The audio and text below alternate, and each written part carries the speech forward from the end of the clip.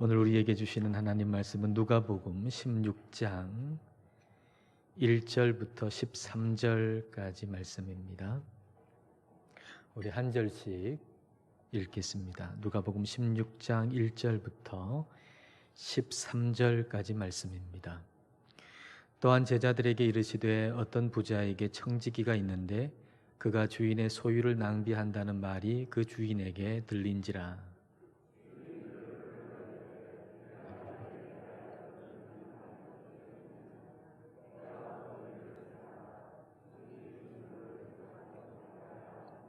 청지기가 속으로 이르되 주인이 내 직분을 빼앗으니 내가 무엇을 할까?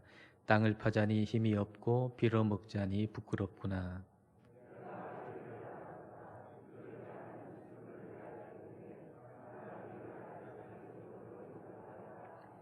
주인에게 빚진 자를 일일이 불러다가 먼저 온 자에게 이르되 내가 내 주인에게 얼마나 빚졌느냐?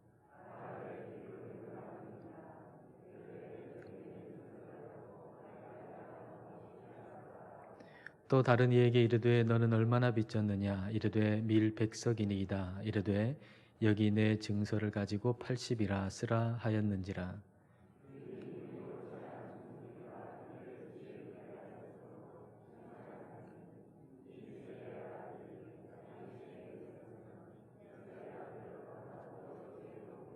내가 너희에게 말하노니 불의의 재물로 친구를 사귀라. 그리하면 그 재물이 없어질 때에 그들이 너희를 영주할 처소로 영접하리라.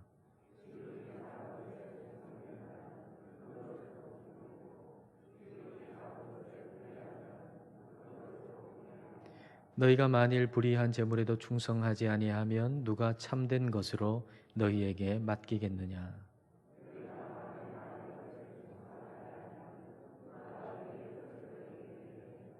함께 읽겠습니다. 집 하인이 두 주인을 섬길 수 없나니 혹 이를 미워하고 저를 사랑하거나 혹 이를 중히 여기고 저를 경히 여길 것임이니라. 너희는 하나님과 재물을 겸하여 섬길 수 없느니라. 아멘. 오늘 말씀은 저와 여러분에게 주시는 예수님의 비유의 말씀입니다. 어떤 부자에게 청지기가 있었습니다. 이 청지기는 종인데 상당한 권한을 가지고 있는 종입니다. 주인의 재산을 관리하게 되고 그리고 다른 종들을 관리하는 상당한 역할을 하는 중책을 맡은 종, 청지기입니다. 말하자면 회사의 소유주는 아니지만은 고용이 되어서 회사를 운영하는 전문 경영인 같은 사람이라고 할 수가 있을 겁니다. 근데 이 사람이 능력이 없습니다. 그래서 회사에 손해를 자꾸 끼치게 되는 거죠. 주인이 이 소식을 들었습니다. 그리고 이 청지기를 부릅니다. 그리고 해고시킵니다. 이제 정리하고 일 그만두라고 그렇게 얘기를 하는 거죠. 그때부터 이 청지기의 생각은 굉장히 복잡해졌습니다. 자, 이 청지기의 생각을 한번 읽어볼까요? 3절과 4절입니다. 청지기가 속으로 이르되 주인이 내 직분을 빼앗으니 내가 무엇을 할까? 땅을 파자니 힘이 없고 빌어먹자니 부끄럽구나. 내가 할 일을 알았도다. 이렇게 하면 직분을 빼앗긴 후에 사람들이 나를 자기 집으로 영접하리라 하고 며칠 후면 일자리가 없어지는데 내가 뭘 하면서 먹고 살아야 되나라고 고민이 되는 겁니다. 어떻게 할까? 막노동이라도 해가지고 먹고 살아야 되겠는데 이 나이에 그럴 힘도 없고 또 사람들한테 손 내밀자니 자존심이 상하고 뭐 그렇게 생각하다가 좋은 아이디어가 생각이 났습니다. 이렇게 하면은 내가 이 일자리를 잃고 나서도 내가 먹고 살 수가 있겠구나라고 생각하게 됩니다. 그리고 그 계획하고 생각한 것을 아주 과감하게 실행에 옮기게 되는 거죠. 자, 5절부터 7절까지를 보십시오. 주인에게 빚진 자를 일일이 불러다가 먼저 온 자에게 이르되 내가 내 주인에게 얼마나 빚졌느냐? 말하되 기름 100말이니이다. 이르되 여기 내 증서를 가지고 빨리 앉아 50이라 쓰라 하고 또 다른 이에게 이르되 너는 얼마나 빚졌느냐. 이르되 밀 100석이니이다. 이르되 여기 내 증서를 가지고 80이라 쓰라 하였는지라. 주인한테 빚진 사람들을 일일이 다 불러 모으는 겁니다. 그리고 당신 우리 주인한테 얼마나 빚졌습니까? 라고 물으니까 기름 100말을 빚졌습니다. 약 3,000리터쯤 되거든요. 3,000리터 기름, 올리브 기름 빚졌습니다. 빨리 여기 앉아가지고 50% 삭감해 줄 테니까 1,500리터라고 여기 적으십시오. 그렇게 장부에다 적게 하는 거죠. 당신은 얼마 빚졌습니까? 밀 100석을 빚졌습니다. 한 300톤 되는, 30톤 되는 양이에요. 밀 30톤. 당신한테는 6톤을 깎아주겠습니다. 여기에 30톤이라 적지 말고 24톤이라고 적으십시오. 라고 장부를 조작을 하는 겁니다. 청지기는 이런 식으로 주인에게 빚진 사람들한테 그렇게 장부를 조작해서 그 사람들에게 이득이 가게 합니다. 그렇게 이득을 받은 사람들은 이 정직이가 어려움에 처하게 될 때 가만히 있을 수가 없잖아요. 그러니까 정직이는 그런 계산으로 이렇게 이 사람들에게 이득을 주면, 내가 이 사람들에게 좋게 하면 내가 어려움 처할 때 이 사람들이 나를 가만히 두고 있지 않을 것이다. 나한테 반드시 혜택을 줄 것이다. 이런 계산으로서 주인의 돈을 가지고서 사람들한테 선심을 쓰고 그리고 해고된 이후의 삶을 미리 준비해 놓았던 것이죠. 자, 이 사실을 이제 주인이 알게 됐습니다. 이 주인이 어떻게 했을까요? 자, 8절을 여러분 보십시오. 주인이 이 옳지 않은 청지기가 이를 지혜 있게 하였으므로 칭찬하였으니 이 세대의 아들들이 자기 세대에 있어서는 빛의 아들들보다 더 지혜로움이니라. 이런 8절의 해석에 대해서는 해석이 아주 여러 개가 있을 만큼 아주 난해한 구절이 8절입니다. 우리가 얼핏 생각해도 어떻게 주인이 청지기가 한 짓을 알았는데 어떻게 칭찬할 수 있나 그런 생각 들잖아요. 청지기가 한 일을 주인이 알고 칭찬하다니 도저히 도무지 이해가 안 되는 그런 구절이지요. 근데 우리가 이걸 너무 복잡하게 생각해가지고 이 비유가 말씀하려고 하는 초점을 잃어버릴 수 있어요. 너무 복잡하게 생각하면. 오히려 좀 단순하게 생각할 때 이 비유로서 말씀하시려고 하는 그 초점을, 핵심을 우리가 오히려 더 잘 파악할 수가 있습니다. 자, 여러분 한번 이렇게 생각해 보십시오. 아버지와 아들이 있습니다. 이 아들은 뭔가 좀 진득한 면이 없어요. 뭘 하나 딱 계획을 세워놓으면 내가 공부하겠다 이렇게 계획을 세워놓고 나서는 이걸 뭐 한 하루 이틀 열심히 하다가 그 다음에 또 흐지부지해져 버리는 거예요. 이 아들은 좀 비만이에요. 그래서 건강을 위해 가지고 좀 다이어트를 해야 되겠다라고 결심을 했는데 한 하루 이틀 좀 다이어트 열심히 하는가 싶더니만 또 흐지부지하는 거예요. 그래서 이 아버지가 이 아들의 이런 면이 늘 안타까웠던 거죠. 그런데 어느 날 이 아버지가 옛날에 있었던 기사를 이렇게 읽게 돼요. 신창원에 대한 기사. 부산교도소에 있다가 탈옥을 했잖아요. 근데 그 기사를 아버지가 읽는 거예요. 신창원이가 부산교도소에서 어떻게 탈출했는가, 탈옥했는가. 그 작은 그 환기구의 쇠창살을 쇠톱으로 자르는 거죠. 근데 소리가 나잖아요. 그러니까 밤에 음악 들어주는 시간 20분 그거 활용해가지고 매일 그 20분 동안 4개월 동안 하루도 거르지 아니하고 그 쇠톱으로 쇠창살을 끊어내는 겁니다. 그리고 좁은 그 공간으로 내 몸이 빠져나가야 되니까 몸 무게가 80kg이었는데 몸을 줄여가지고 65kg으로 줄인 거예요. 그래서 그 탈옥을 한 거예요. 그 이야기를 읽은 아버지가 그 입에서 툭 하고 말이 튀어나왔어요. 그 열심 하나 칭찬해 줘야 되겠네. 내 아들보다 낫네. 여러분, 이 말의 의미가 뭐죠? 야, 그 신창원이 그 열심 하나는 칭찬해 줘야 되겠네. 내 아들보다 낫네. 여러분, 이 말이 무슨 말인가요? 그 신창원이가 잘했다는 얘기입니까? 정말 그 사람이 내 아들보다 더 낫다는 얘기입니까? 그런 말이 아니잖아요. 그 사람이 어떤 목적을 가졌느냐, 그 목적이 옳으냐 그르냐라고 하는 거 싹 빼고, 그리고 그 사람이 지금 도덕적이냐 도덕적이지 않느냐 그런 거 싹 빼고 오로지 열심, 끈기 요 요소만 쏙 빼가지고 볼 때 칭찬할 만하다라는 그런 얘기죠. 그 요소만, 다른 거 싹 빼고 그 요소만, 끈기나 열심 그것만 싹 빼서 볼 때 그 사람 칭찬할 만하다, 그런 얘기 아닙니까? 그러니까 그 얘기를 통해서 하려고 하는 의미는 뭐죠? 그 나쁜 사람이 나쁜 목적을 가지고서 그렇게 열심을 내고 끈기 있게 한다면, 너는 좋은 목적을 가지고, 내 아들 너는 좋은 목적을 가지고서 그렇게 한다면 그걸 얼마나 열심히 얼마나 끈기 있게 해야 되겠느냐, 그 얘기를 지금 하는 것입니다. 여러분, 8절 말씀에서 이 주인이 청지기를 칭찬하는 것도 마찬가지예요. 8절 말씀에 보면은 청지기를 뭐라고 표현하죠? 옳지 않은 청지기라고 말씀하잖아요.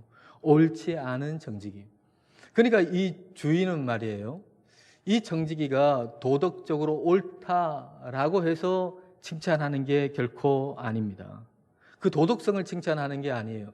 하나님을 믿는 사람, 빛의 아들들이 세상 사람들보다 덜 지혜롭다. 세상 사람들이 정말 이 빛의 아들들, 하나님 믿는 사람들보다 더 지혜롭다라고 얘기하는 게 아니에요. 그런 의미가 아니에요. 주인이 칭찬하는 건 이런 내용이죠. 야, 그놈 자기 살 궁리를 하는 데는 머리 한 번 잘 돌아가네. 그리고 계획한 거 정말 과감하게 실천하네. 아니, 그렇게 좋은 계획을 세웠다 할지라도 그거 실행하다가 들키면은 목숨이 날아갈 텐데, 아니 그걸 생각해내고 그걸 실천하는데 그렇게 과감하게 실천해? 야, 그 아이디어 한번 대단하고 그 아이디어를 실천하는 과감성 한번 대단하네 라고 말하는 거예요.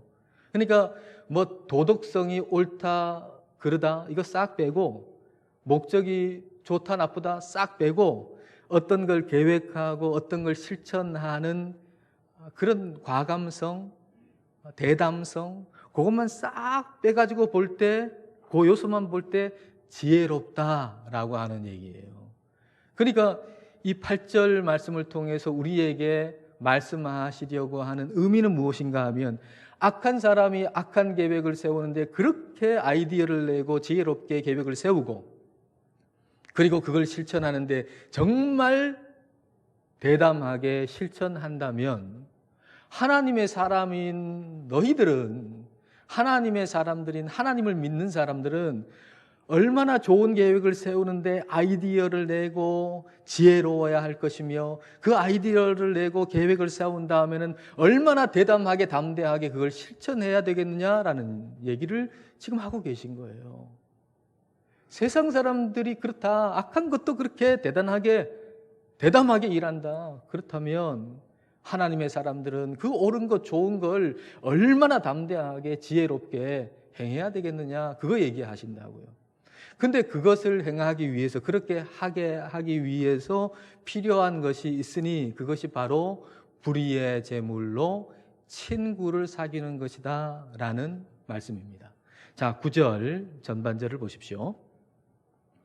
내가 너희에게 말하노니 불의의 제물로 친구를 사귀라.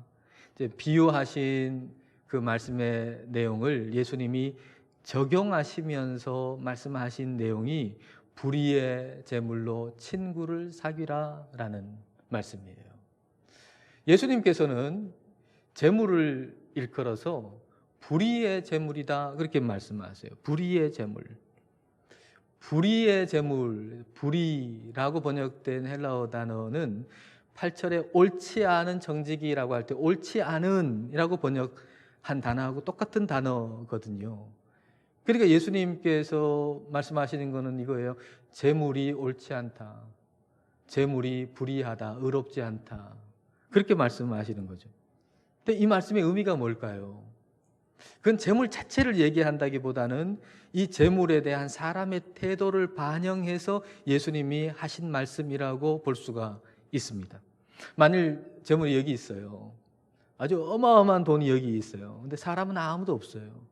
그러면 이 어마어마한 돈이, 이 재물이 옳습니까? 그럽니까? 의롭습니까? 불의합니까? 아니, 옳지도 않고 그러지도 않죠.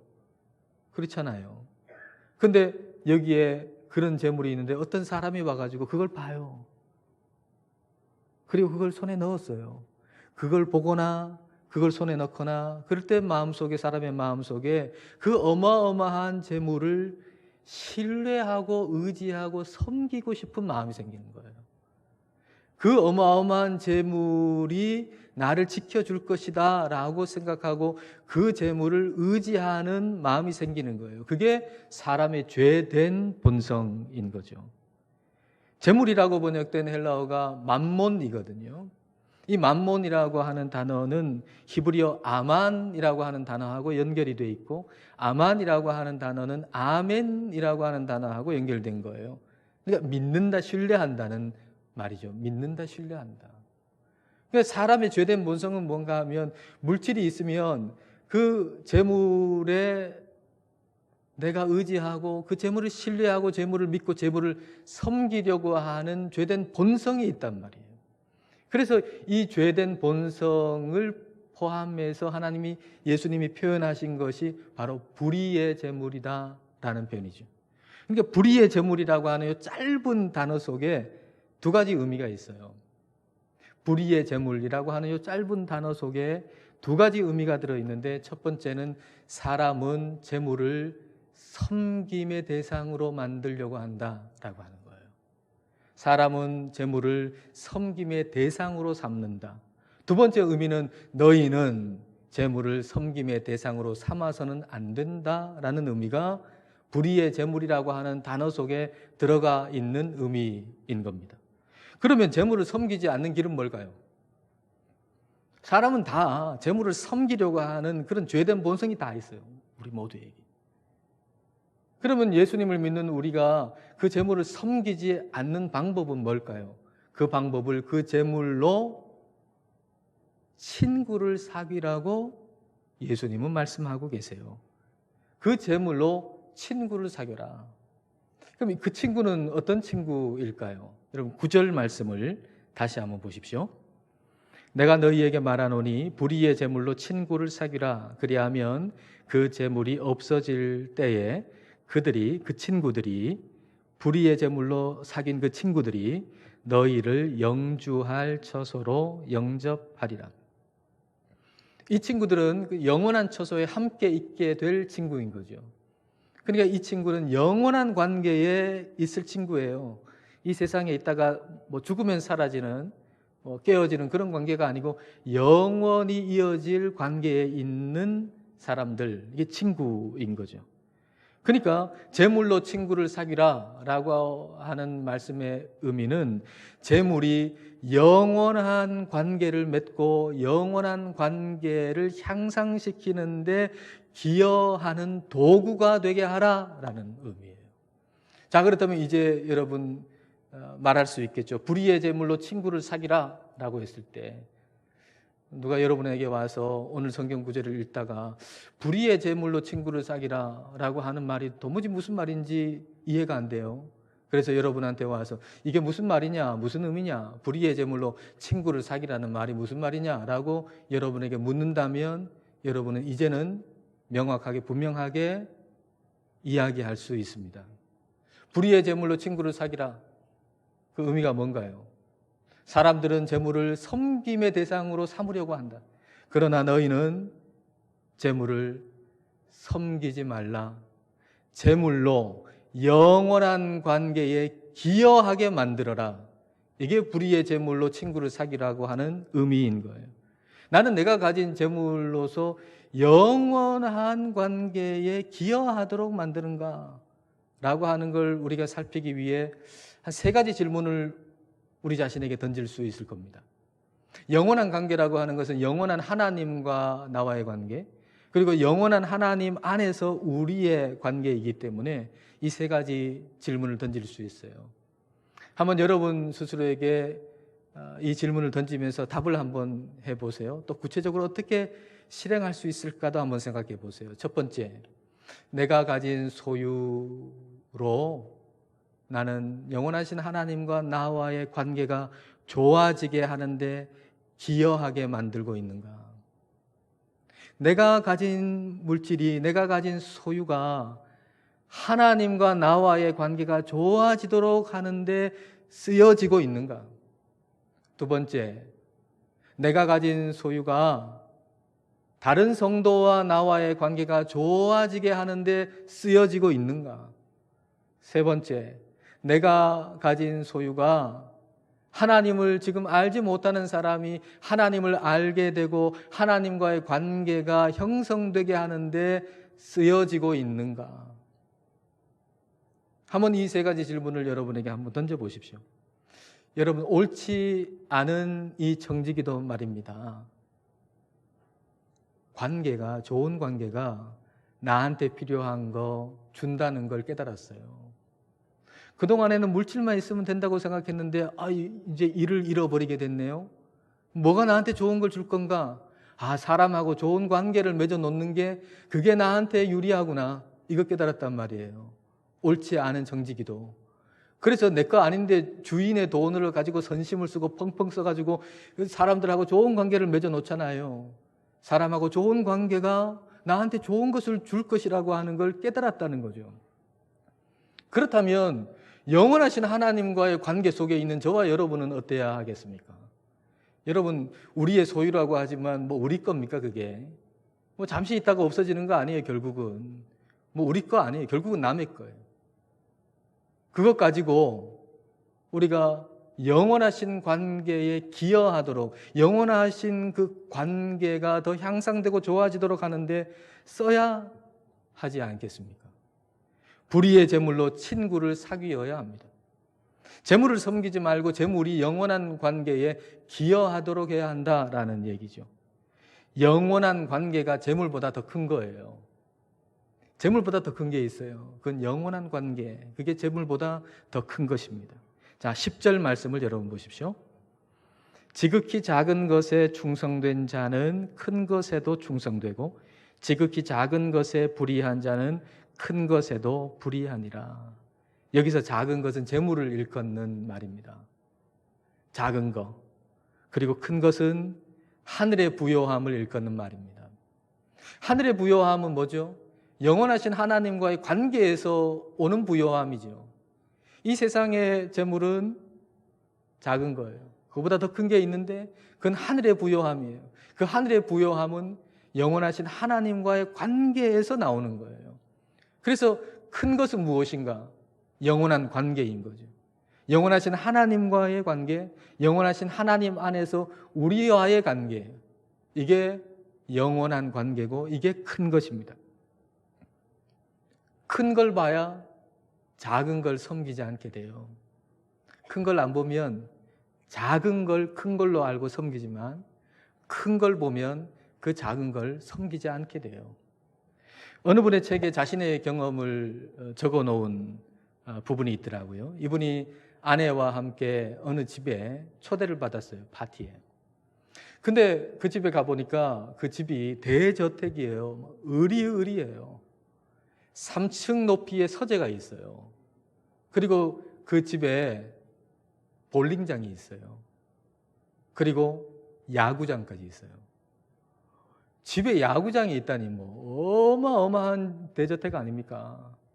근데 그 대저택의 파티를 마치고 나서 이 남자가 아내하고 이제 집으로 이제 돌아오는 길에 마음속에 생각이 드는 거예요. 야, 저 집에 비하면 내 집은 하인이 사는 집이네. 야, 난 성공한 것도 아니네. 나 돈 좀 있다고 생각했는데 내가 가진 돈은 돈도 아니네. 막 이런 생각이 드는 거예요. 그리고 아내도 그런 생각하겠지라고 생각하고는 이제 아내한테 묻는 거죠. 여보, 뭐 생각해? 그랬더니 아내가 뭘요? 묻는 거예요. 아니, 그 집 말이야. 우리가 갔다 온 파티에 갔다 온 그 대저택 말이야. 그 대저택에 대해서 어떻게 생각하냐고. 그러니까 아내가 얘기를 하는 거예요. 여보, 우리가 그 대저택에 있을 때 내가 진짜 뭘 생각하는지 아세요? 뭐 생각했는데? 아내가 얘기를 하는 거예요. 나는 하나님이 순교자를 위해서 예비해 놓으신 집이 정말로 의리의리하고 아름답고 놀라우리라는 생각을 했어요. 사람이 그 정도의 의리의리한 집을 지을 수 있다면 하나님이 하나님을 사랑하는 사람을 위해서 짓는 집은, 계획하신 집은 얼마나 아름답고 얼마나 크고 얼마나 좋겠어요. 그 아내가 그렇게 얘기하는 거예요. 한 사람은 의리의리한 대저택을 보고 나서 생각하기를, 야, 내 집은 집도 아니네. 내 통장에 있는 그 소유, 돈, 그거는 돈도 아니네. 그렇게 생각했단 말이에요. 그러니까 재물을 본 거죠. 그 사람의 재물을 보고 나의 재물을 본 거예요. 그러니까 뭐가 큰 거죠? 재물이 커요. 그 다음에 뭘 했을까요? 돈 더 벌어야 되겠다.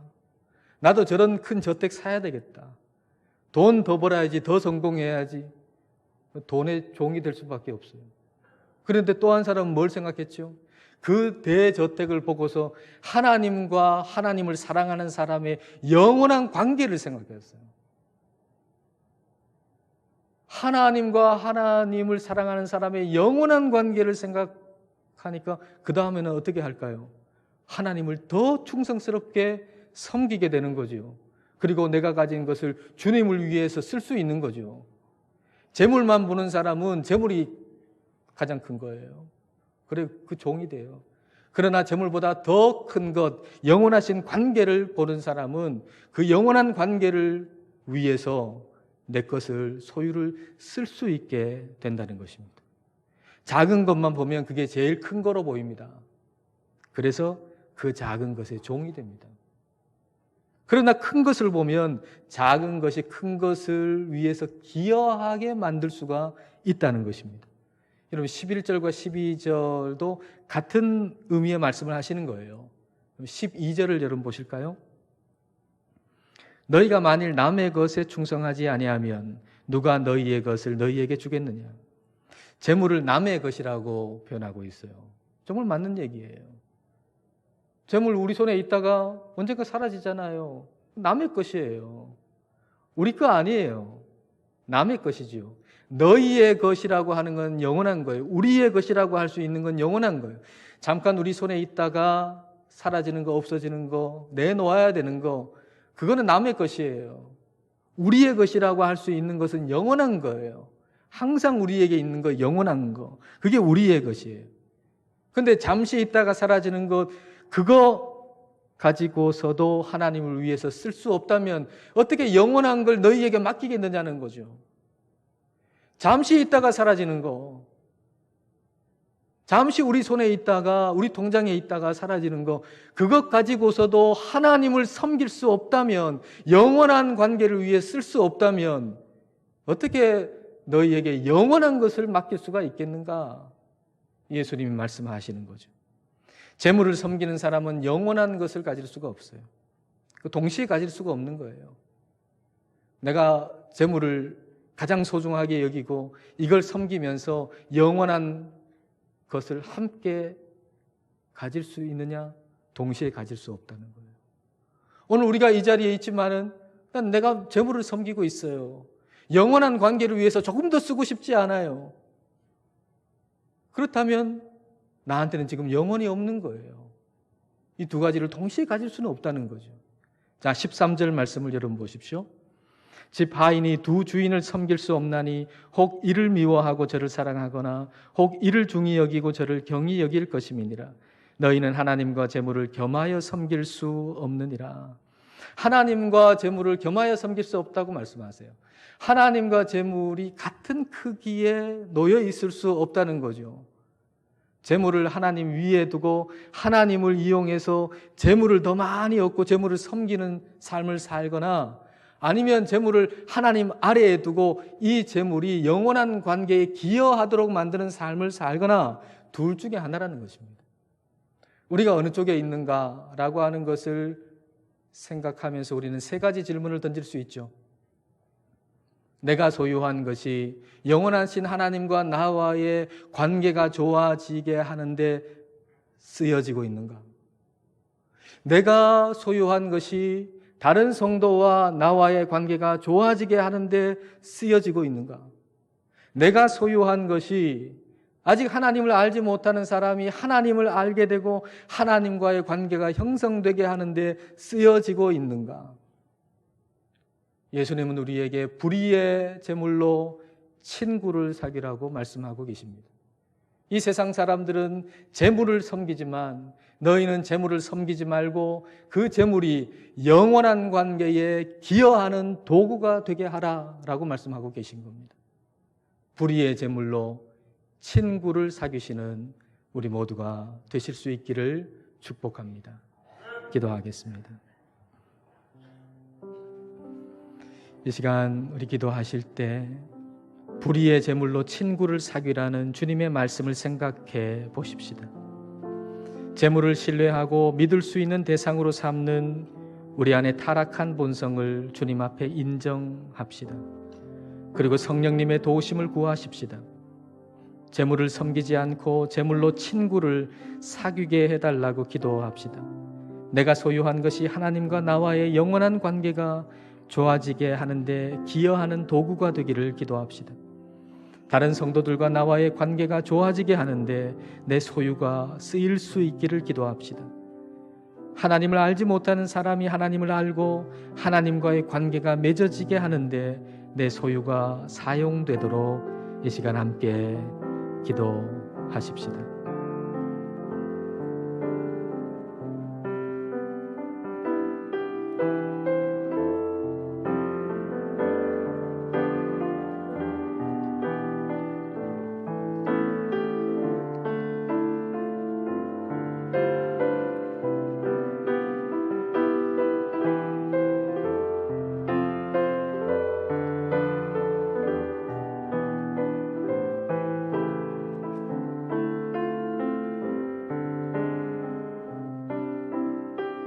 모든 만물의 주인이신 하나님 아버지, 모든 좋은 것이 영원하신 하나님과의 관계에서 나오는 것임에도 불구하고 저희들은 재물을 가장 큰 것으로 여기고 섬길 때가 있습니다. 재물을 관계를 좋아지게 하는데 사용하지 못하고 오히려 재물로 인해서 관계를 깨뜨릴 때도 있습니다. 저희를 불쌍히 여기시고 새롭게 하옵소서. 불의의 재물로 친구를 사귈 수 있게 하옵소서. 저희가 소유한 것이 하나님과 나와의 영원한 관계가 좋아지는데 기여하는 도구가 되게 하옵소서. 다른 성도와 나의 영원한 관계가 좋아지는데 재물을 쓸 수 있게 하옵소서. 하나님을 모르는 사람들이 하나님을 알고 하나님과의 관계가 맺어지게 하는 일에 우리의 소유를 사용할 수 있게 하여 주옵소서. 불의의 재물로 친구를 사귈 줄 아는 우리 모두가 되게 하여 주옵소서. 예수님 이름으로 기도드립니다. 아멘.